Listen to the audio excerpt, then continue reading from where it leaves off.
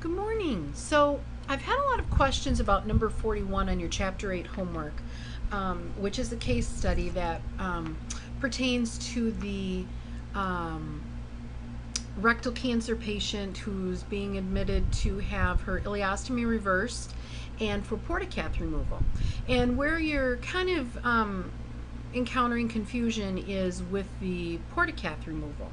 So let's talk about this. So the question is, the correct answer for this particular, the question comes in with the approach, okay?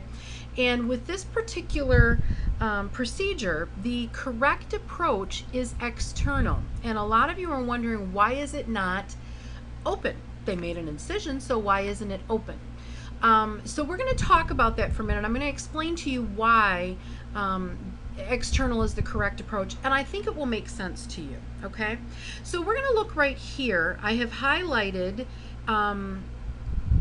in the, I have the text in the workbook online electronically. So I've highlighted here a section of the surgeon's narrative report, or the OR report, and it says, her old incision is used to open up the skin.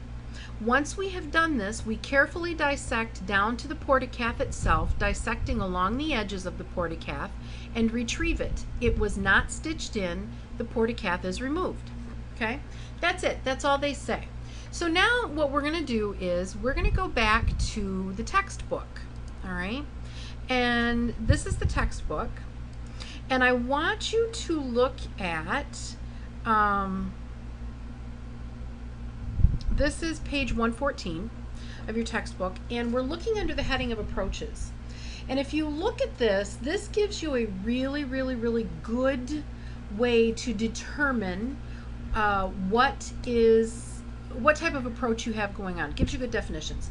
So let's look at the open approach. Open approach is cutting through the skin, mucous membrane, and any other body layers necessary to expose the site of the procedure. Okay? External, down at the bottom, is procedures performed directly on the skin or mucous membrane, and procedures performed indirectly by the application of external force through the skin or mucous membrane. Now, the difference here is if we go back up to open and we look at this again, cutting through the skin, mucous membrane, excuse me, and any other body layers necessary to expose the site. Expose is the operative word.